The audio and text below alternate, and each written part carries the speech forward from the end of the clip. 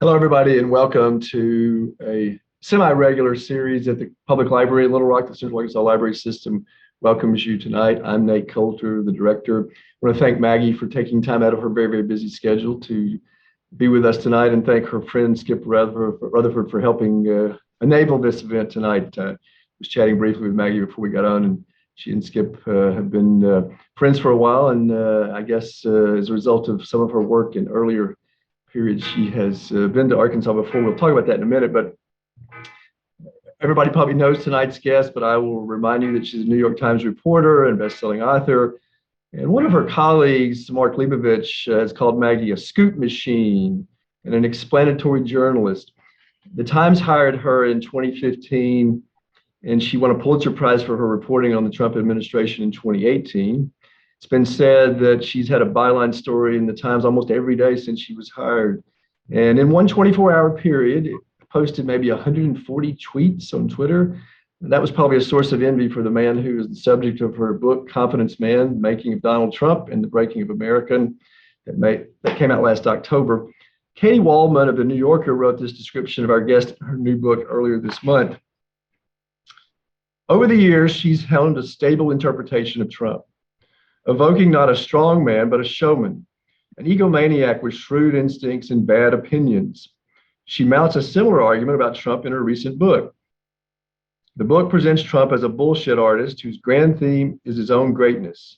Trump, Haberman writes, was usually selling, saying whatever he had to in order to survive life in 10-minute increments.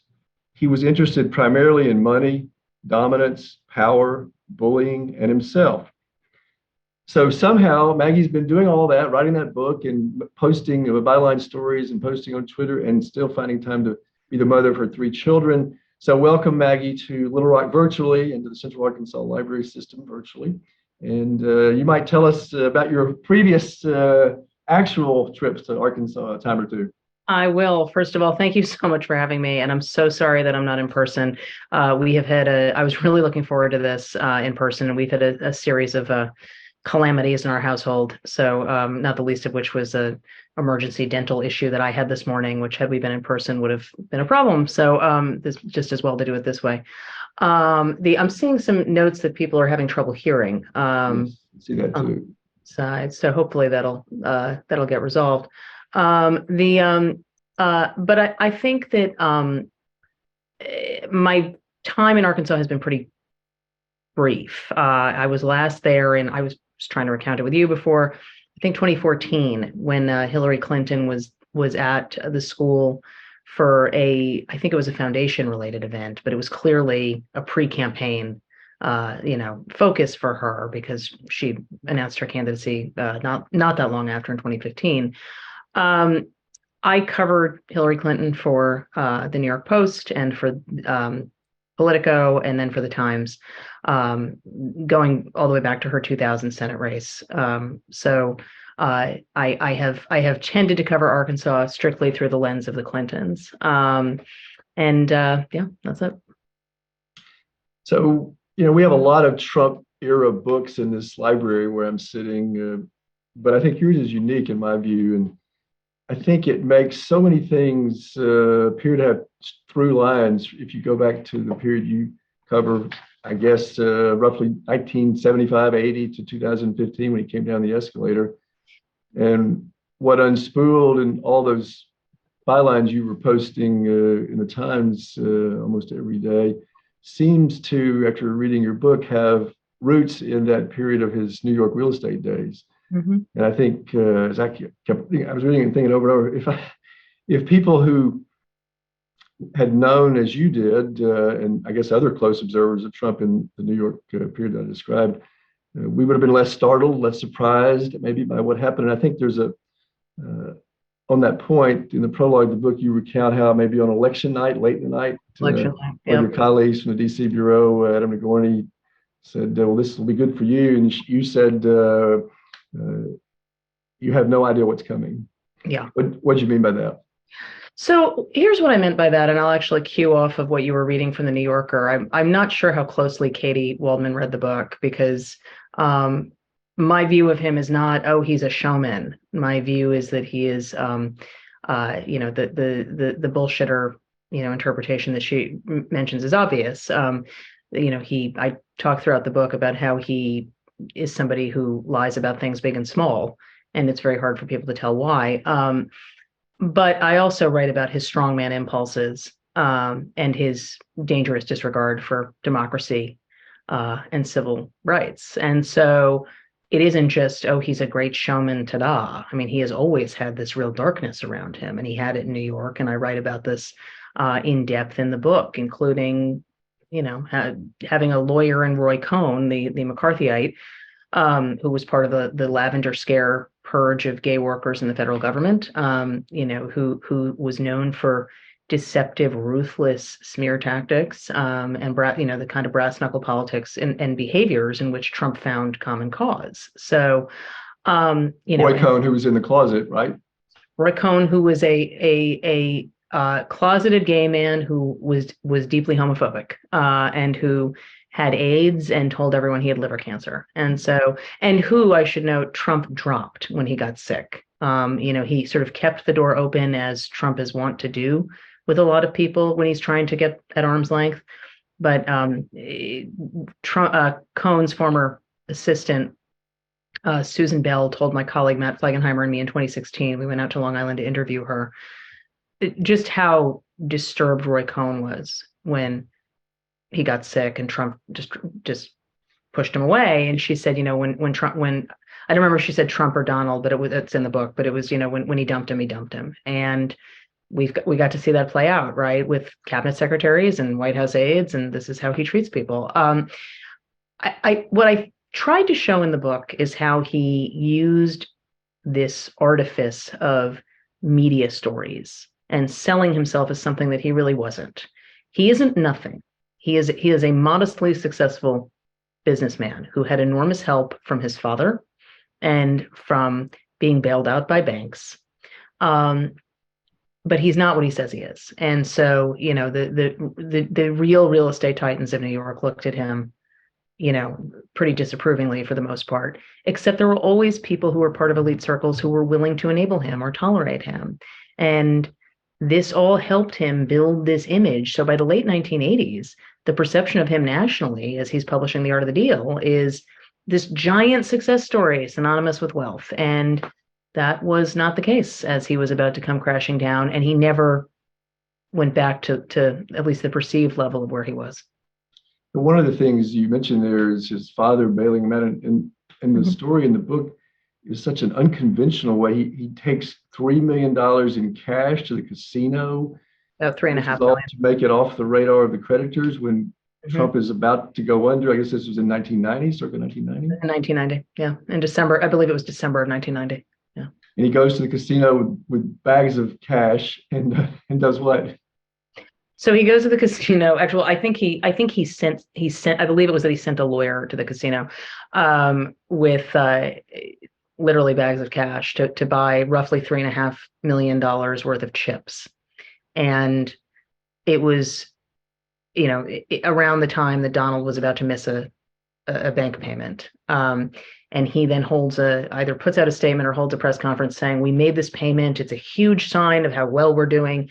And then Neil Barsky at the Wall Street Journal, who was just an incredible reporter, and he then went on to found the Marshall Project, and he's had a remarkable career. But Neil found out that actually it was Fred Trump who had bailed his son out. And, that just went on for Donald Trump's entire life. There is always some net for Donald Trump. And I think that for all of the talk about his behaviors and sort of where they stem from and where the pathologies come from, we are at the end of the day, on some level, talking about a very spoiled rich kid. And it's really important to bear in mind. One of the fascinating things to me is bound up in the story you describe of his. It's a theme that continues, I guess, all the way through your interviews with him post-presidency. But his appreciation that wealth wasn't sufficient; you needed celebrity status, yes. And that people who had celebrity and wealth were more powerful in the culture than just those people who were rich. And describe the anecdote about his walking out the side entrance of Trump Tower regularly, I guess, in the morning. So there's two anecdotes to that I'll tell. And so one is in the 80s, he before he was, before the art of the deal, before he was incredibly well known, he would walk out of Trump Tower and he would walk to Fifth Avenue. So the entrance to the residential side of Trump Tower is on 56th Street in Manhattan. And you have to make a right to get to Fifth Avenue, which is where that famous entrance is. And he would sort of drift toward the front, and he would just kind of peer into people's faces to see if they would recognize him. And some did, and some didn't. But he was really, really, really proud of himself for this. And he wanted attention. He wanted to be a star, and that was clear from very early on. He told a story to Lois Romano, then of the Washington Post, who later was my colleague at Politico, about how he's so famous that he has friends who ask him for help getting tables at a restaurant. And he tells this whole story that's clearly not true or made up or apocryphal or whatever, about some guy called me up and I helped him. He told me unprompted, basically the exact same story in one of our interviews, almost 40 years later, about how, but he said, before I did the presidency, like it was the verbiage he used, I did the presidency. Did the presidency. Yes, like it was a show. Before I did the presidency, and I was famous and rich, and I had friends who were rich but not famous. And he tells some story about, an apocryphal friend calling him up to, hey, Don, can you help me get a table at Joe's Stone Crab?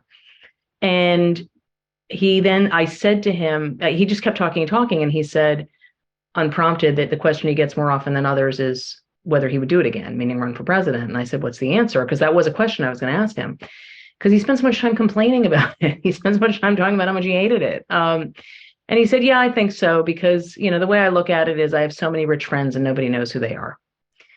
And that was probably as close to an honest answer as I was going to get from him.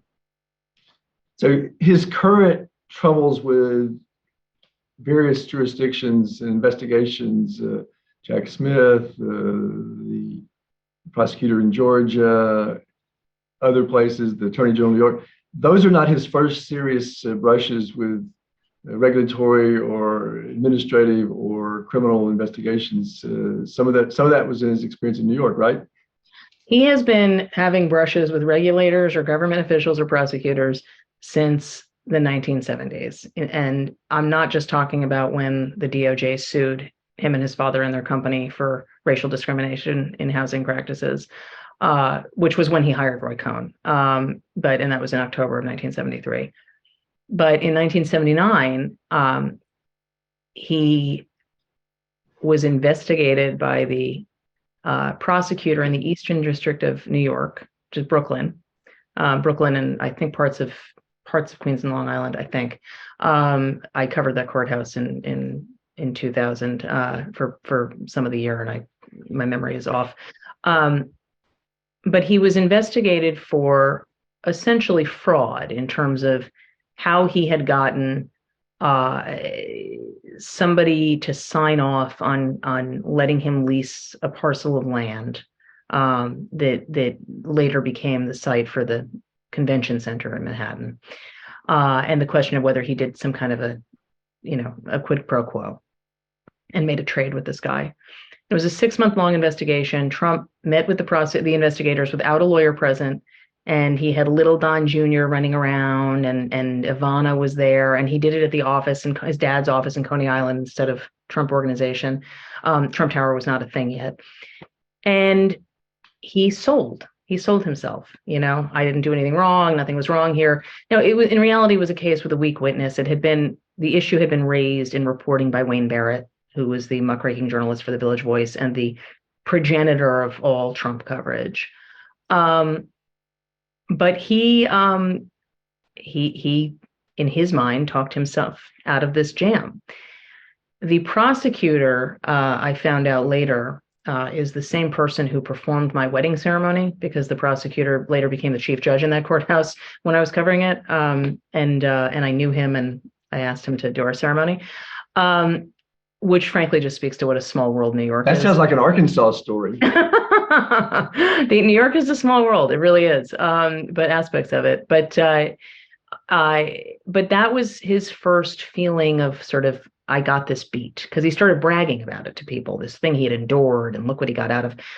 And that then preceded a period of time of him befriending prosecutors. He started befriending Bob Morgenthau, the Manhattan district attorney who had been the federal prosecutor previously, and who was very, very powerful, and with whom he became friends. One of my questions to him at one of our interviews was, if Bob Morgenthau was still in office, would you be, in these legal woes in Manhattan, which this was before he didn't get charged in the case against him. Cyrus Vance was still the president. Cyrus Vance was, actually, I think Cyrus Vance was outgoing at that point. But no, Cyrus Vance had said he was going to retire, but yes, he was still in office. And he said, no, Bob Morgenthau was a friend of mine. And then he said, Morgenthau wouldn't have stood for this. That was also a very revealing point about his mindset. So he spent all this time cultivating prosecutors, talking his way out of jams.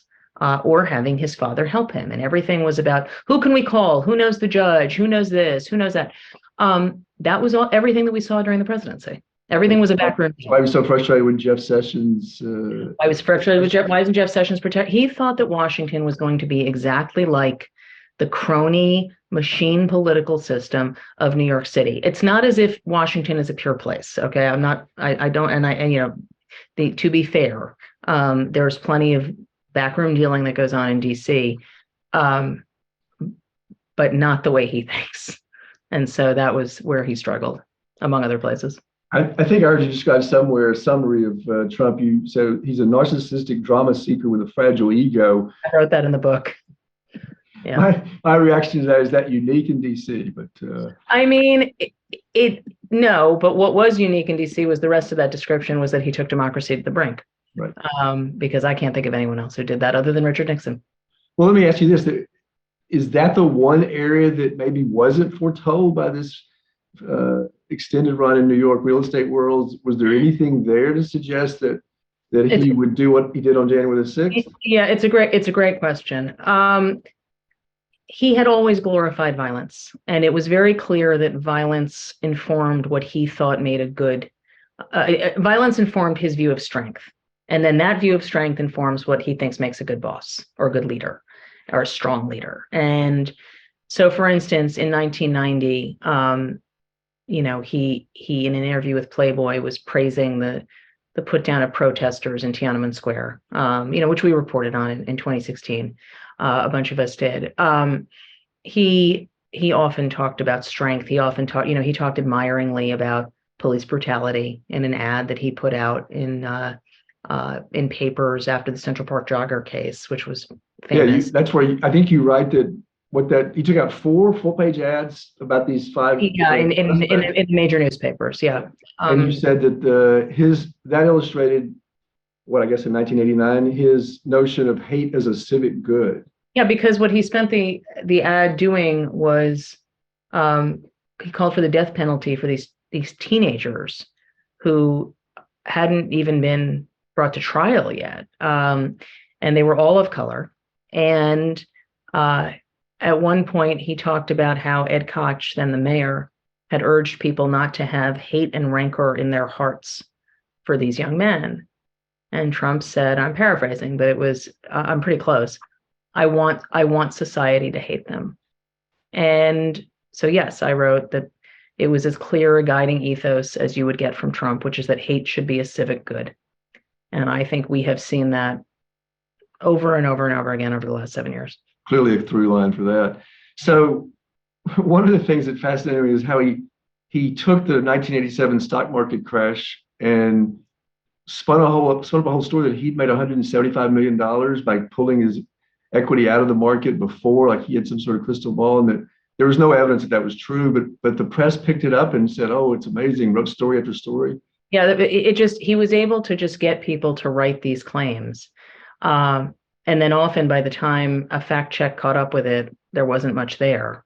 What was discomforting about it, as someone in this business looking at that, was the fact that so much of this was checkable at the time, right? It's just that he got benefit of the doubt much longer than he should have for a variety of reasons. He was a quotable voice. He was friendly with some publishers and editors. He was very good at calling, up owners of newspapers and trying to get favorable treatment. Again, it's all the same move. It's all, I'm going to call this person who could threaten me and sell them. And, he has no idea what a free press does. He doesn't care. So frankly, that actually should have been a big red flag about what was to come. Well, other big takeaway besides all the through lines that made you tell Adam Nagorny what you told him is that he really is in some sneaky way charming, and I think you used the word mesmerizing, that just the cadence of his speech, or I think you said it was mesmerizing to watch. His speech was fast and cocky and self-assured, with the ability to be both funny and cutting, both charming and derisive, often in the same sentence. And it can't help but be true that would affect the people who are reporting on him. I mean, like I said, that he's always selling. So I think there were a number of people who were very charmed by him, and he is capable of being funny, although it's usually at somebody else's expense. And there's that civic good, the hate of the civic good that usually courses through some of his humor. No question. I mean, and that's because he recognizes that people respond to other people's weaknesses. I mean, he has a strange gift for exploiting the darkness of human behavior and emotions. And that has been his ace in politics, but that is very, very dangerous for society. So what grade would you give the DC and national press for its efforts to cover someone with that kind of disregard or contempt for truth and accuracy? How long into the administration was it before Kellyanne Conway was on the lawn of the White House talking about, well, these are alternative facts? That was almost immediately. Yes. That happened very early on. Yeah. And so they consistently demonstrated, his staff did, he did, this contempt for truth and accuracy. How would you rate your colleagues and the institution of print and electronic journalists dealing with that? I think overall the press did the best they could with a very, very challenging situation. And I go back to my benefit of the doubt. I think that there were a number of people who, for whatever reason, believed that it was an act. I think they took him at his word that he was going to be, quote unquote, so presidential. There were not a lot of people who had a lot of history with him. I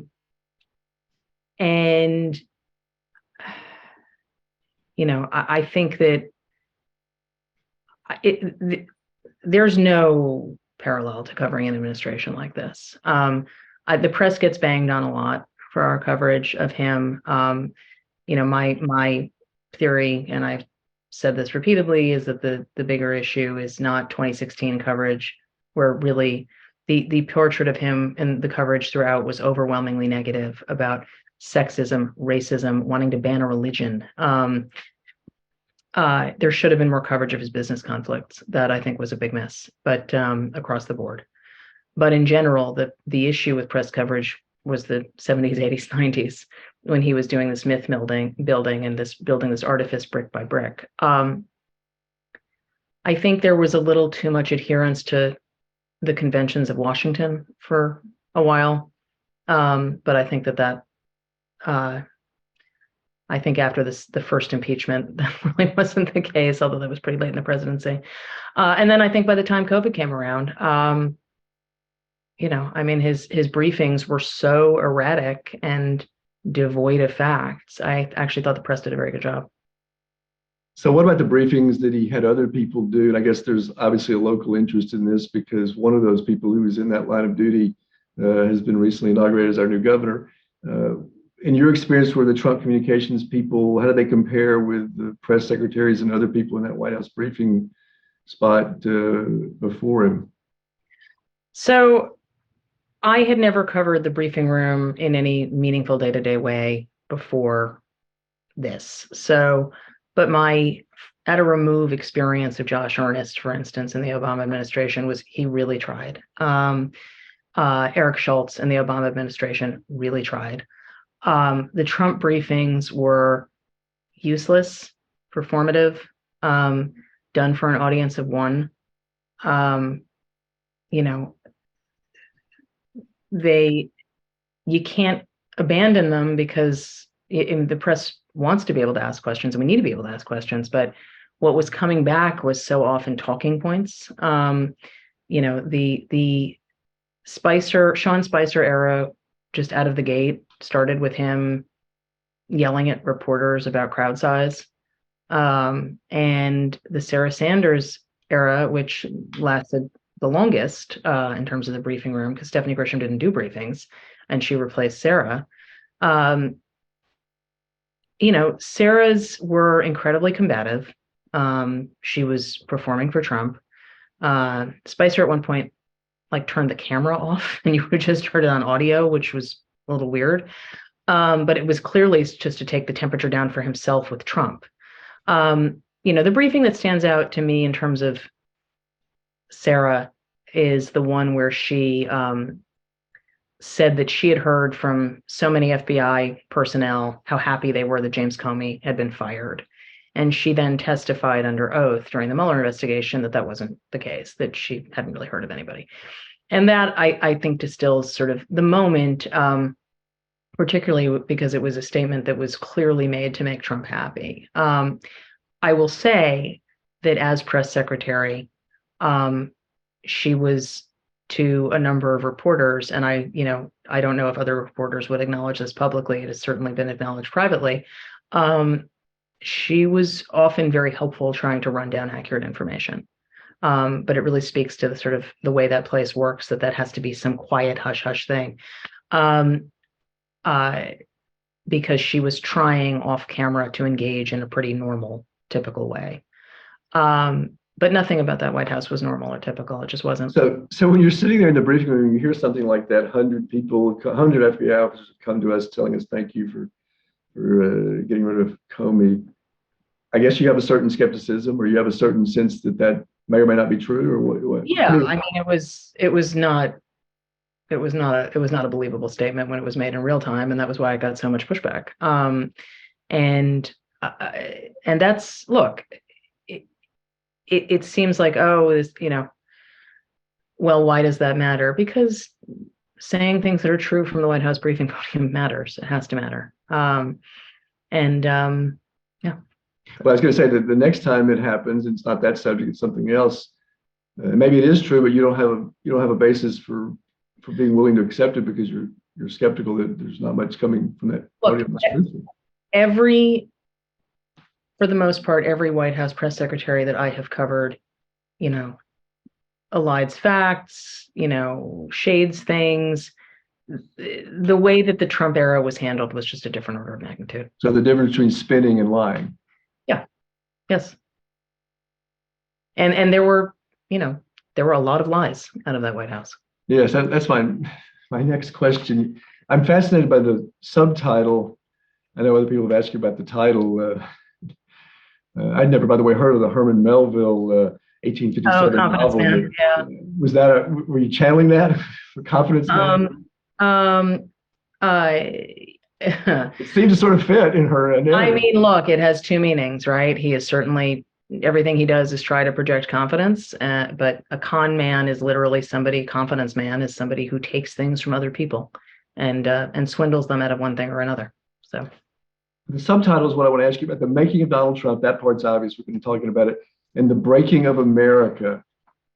What things has Trump broken? And I guess as we're talking about this lack of truth from the White House press briefing room, do you think that the difficulty in holding Trump and his staff accountable for their lying has permanently altered the relationship between the truth and U.S. politicians and government officials?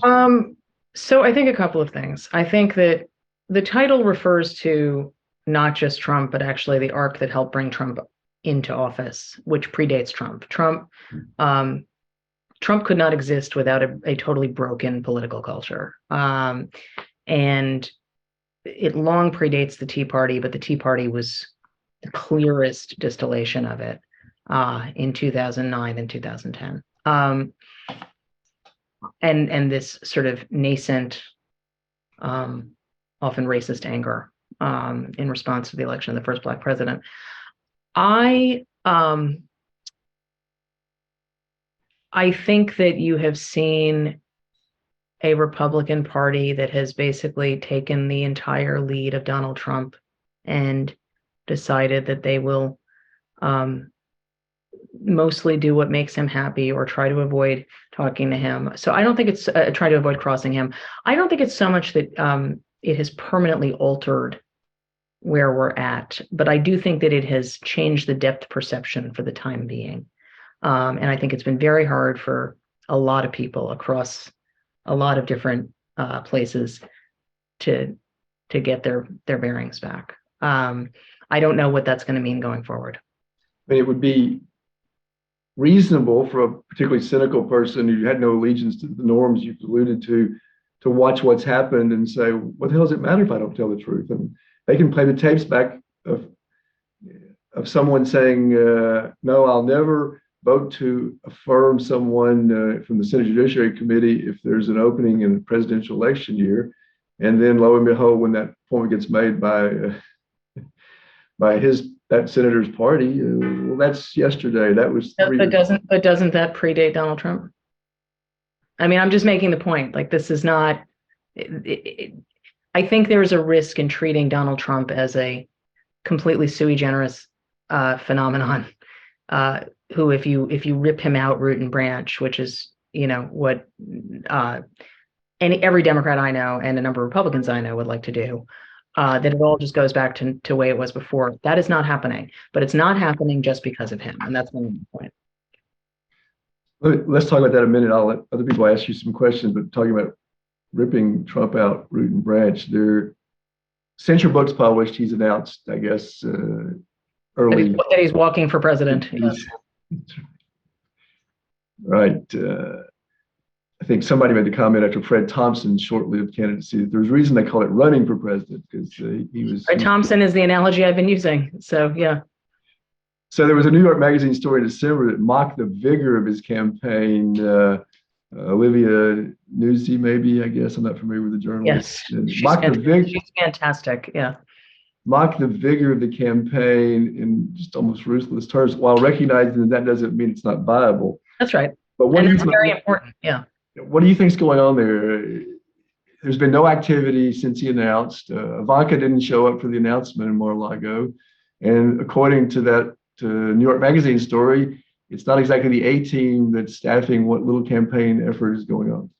So what I've been saying to people for a very long time is that his heart does not seem in it, and that still seems to be true. Now that may change. He always needs an opponent, or he needs something to focus his anger at.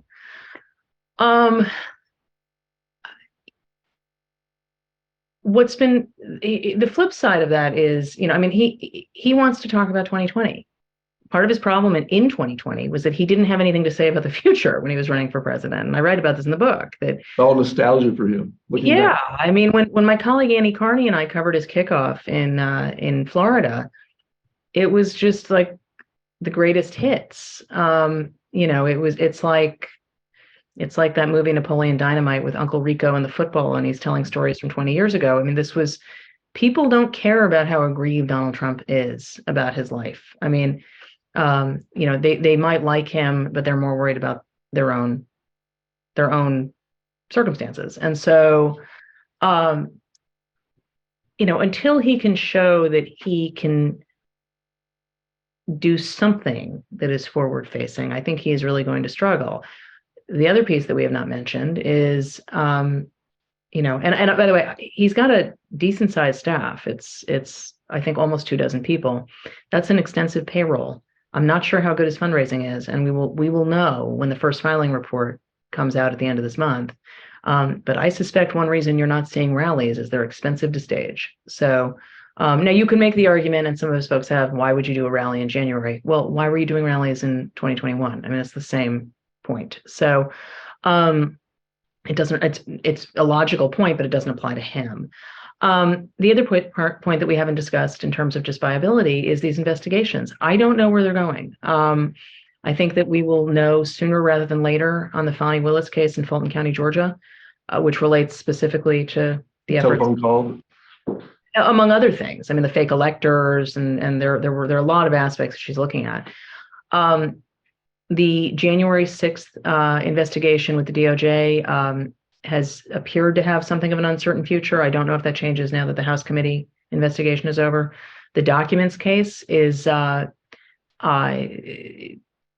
is the one that is a little clearer, and I think a little easier for prosecutors to some extent. But I think that Jack Smith, who is the newly appointed special counsel for both, is being very methodical, and he's going over a lot of the material again. So I don't know what this is going to look like, but I think the world may look very different by July than it does right now.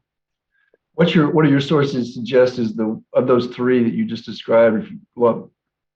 If you separate and break out the special prosecutor inquiry into the January 6th and the Mar-a-Lago documents, which of those three do you think agitates, angers him, concerns him the most?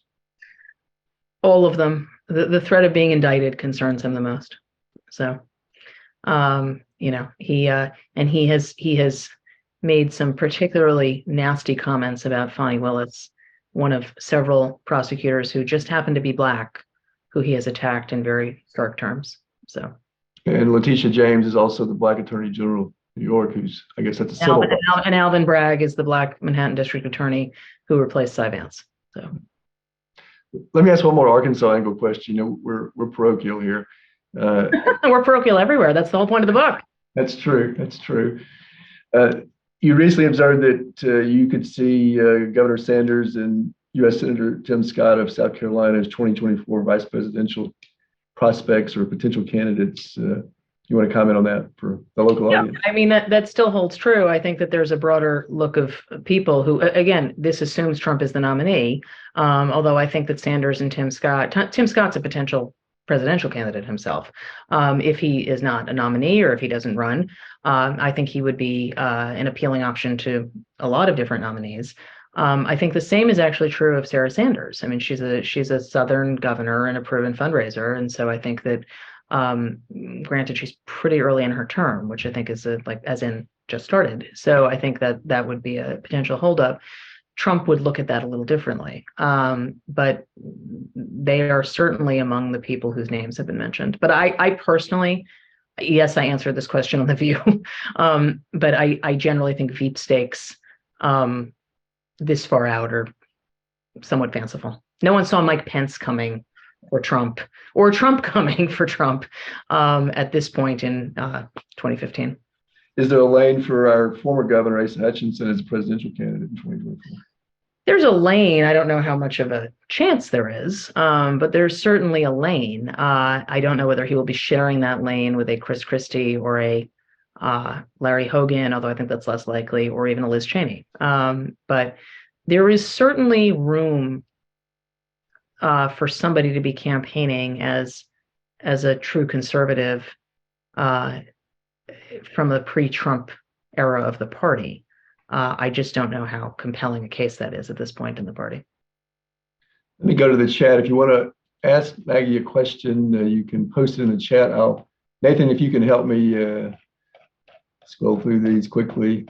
Multitasking in Zoom after 3 years is still I get it. I did see a question, I think, that popped up at the bottom of the screen while I'm fumbling with my cursor here about what's Trump's relationship now in light of the 15 ballots it took to elect a speaker with the people who were in McCarthy's camp finally, not initially, but did he have a hand in getting in there? What's that? Some of them, I think Bob Good was the one who was very outspoken saying, yeah, no, he didn't. And I reported with some colleagues early on that Trump was making some calls to try to twist some arms, and he was trying to do it quietly. They were not happy that we found out about this, and it wasn't working, and he was surprised that it wasn't working. McCarthy has done lots to give Trump tons of credit, clearly to try to appease him. But others have suggested that Trump did have a hand in that, at least in those very final moments right before that 15th ballot. But he was pretty ineffective up until then. Someone's asking, how important was the TV show The Apprentice in convincing many Americans that Donald Trump was a genuinely successful businessman? Very, and I write about that in the book. I mean, so Mark Burnett, the creator of The Apprentice, was a Art of the Deal super fan, and The Art of the Deal, was a book that did not accurately describe Donald Trump at all. And The Apprentice was then based on this Donald Trump book character, and so Americans got to see a version of Donald Trump as a jet-setting, high-flying billionaire on what was a soundstage. They gussied up one of his casinos and shot there. They built a boardroom that's not actually in his office. "You're fired" was a catchphrase borrowed from George Steinbrenner, the former owner of the Yankees, who was something of a role model for Trump. And he it was an act. It was all a mirage. But what voters across the country saw, and I was not an Apprentice watcher, so I didn't sort of know this until I started talking to people in Iowa. What they saw was a guy sitting in a high-backed leather chair, making commanding decisions. So, one of the things that I thought was unique about your book and your relationship with its subject was in the middle of the book, you post here, Nathan, if you can put those up on the screen, your publisher, Penguin Press, Colleen at the publisher, sent us a screenshot of that. I just thought it would be interesting to show people who haven't yet bought the book. Give the background, explain this. This is, I assume this is in the infamous Sharpie pen of the former president. Tell what's going on here. So I sent a list of final fact-checking questions that I hadn't asked him about directly sometime before we went to press. And it took forever. He finally sent them back. I think I gave them a month to answer, and he sent them back 2 weeks late after the deadline. But he sat and he handwrote all of his answers. And, these were not questions that a comms person was going to be able to answer because they didn't know most of them. These were questions about the 1990s and, him getting paid in gold bricks by a guy who was leasing his parking garage and in the GM building and on and on and on and on. And so, you sort of see his mindset. Every other question is Fantasyland, false. I described his intense concern about AIDS in the 1980s and 90s, which was he still talks about it. But I said in one of the questions, he had an intense concern about AIDS, and he underlines it and says, "Who didn't?" It was about as revealing as you can get in terms of just how he addresses direct, difficult questions. There's one of them, Nathan, there's another slide. There's one of them where you ask him about his, I think you told him that this episode where he won over Marla Maples from Michael Bolton. Yes. That one up there. Right. And he says here, he says, which one is? Oh, there it is. So it's on the left side, middle of the way. Yeah. Yeah. So what happened was that Marla Maples was she and Trump had a very tempestuous relationship before they got married, and she was seeing Michael Bolton, and then Trump, made some big effort to win her back, and he would brag about this. And apparently, part of his show of dominance was he took Marla Maples to a Michael Bolton concert at one point when I think he was playing at one of Trump's clubs or casinos. And I asked if he had a comment on this, and he says, "I did well with such things, never failed." Failed doesn't seem to have an E. I now realize. Yeah. Never failed. Another day in the life of, who cares? They're all like this. And then I asked him about the fact that he used to refer to now Melania Trump, then Melania Knaus, before they were married. He would describe her to people as out of central casting. Yeah, that's on the right side of the screen. Yeah. Because actually, there's some truth in that. Some truth in that, yeah. It was one of the only ones that he acknowledged was true. And then one of the questions I asked about was about him wanting John Kelly to fire Jared and Ivanka, which is 100% true. And he issued this statement. It was before the book came out. He issued this statement saying she didn't even bother to fact check this. And so I just tweeted out his answer here because it was one of the questions I asked. I mean, it was useful to have. I think someone's asked a question generally about your reporting method, your methods. I assume all reporters generally have shoe leather or cell phones that they owe their that they would describe are the primary methods: working the phone, developing sources, and asking the right questions.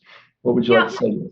sure. I mean, look, it's a good question, and it's difficult because, especially with reporting, it's one of those jobs around which there's a lot of mystery. And part of why there's mystery is there has to be, because we we get people to talk to us about very sensitive issues, particularly when we are covering government, particularly when we are covering national security, and or legal cases.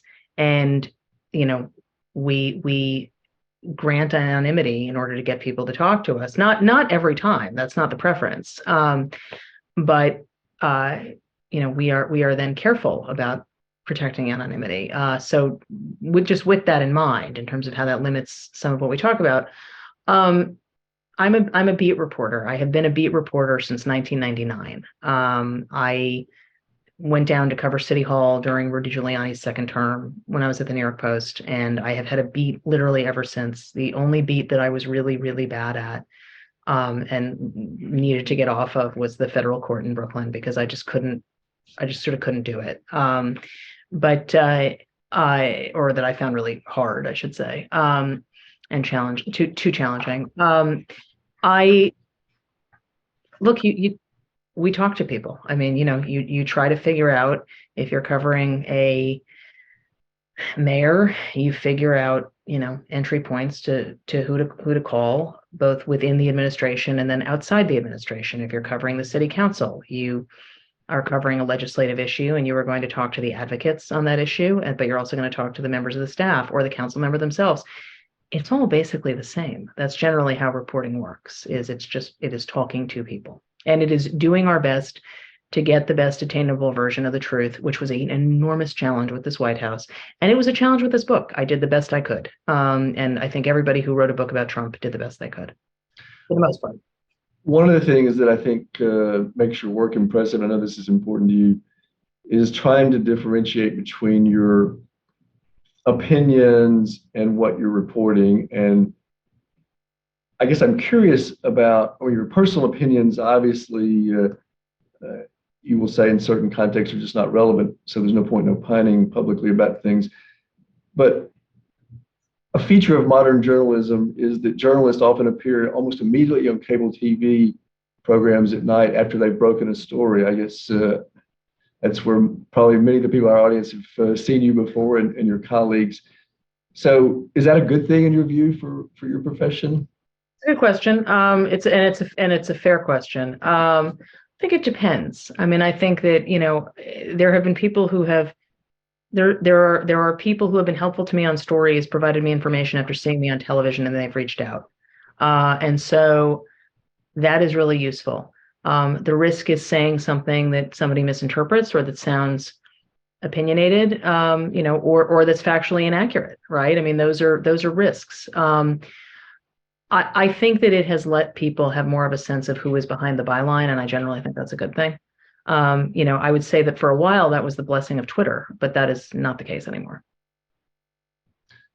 So does it make it harder to avoid giving your personal assessments of the significance of your work when you're being called constantly by producers for MSNBC or CNN? Or I think it's important for us as journalists individually not to overhype or overstate whatever that work is. I think that becomes hard when there are multiple cable segments, or television segments, or even stories, frankly, on a website.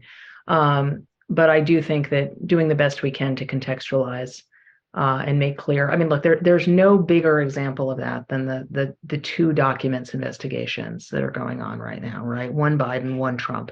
They're just not remotely the same. It does not mean that Biden has or the White House, I should say, has handled this perfectly in terms of their transparency. It does not mean that people should not push for as much information about what was there and the timeline as possible.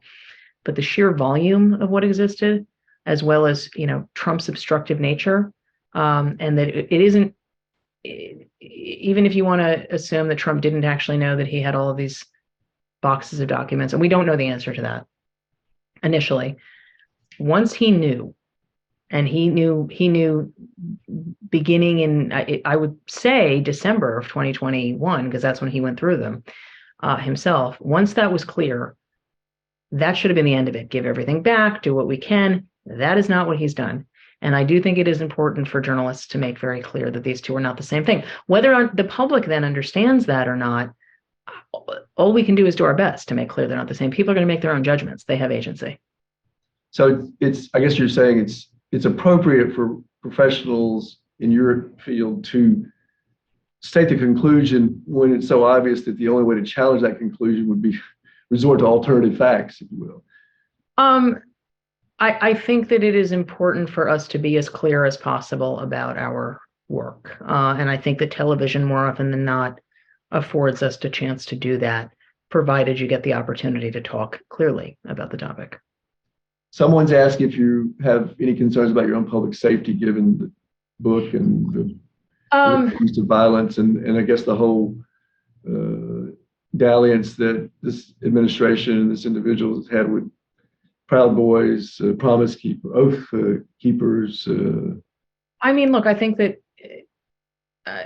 I think, and we try not to talk about threats, just because it just tends to embolden people. But clearly, Trump has spent years now describing the media as the enemy of the people, which is very dangerous language, and was used by despots around the globe to validate their crackdowns on a free press. And so I don't think it's actually that much different right now. A big open question is going to be what happens when he comes back to Twitter, and I don't know the answer, and that is going to happen very soon.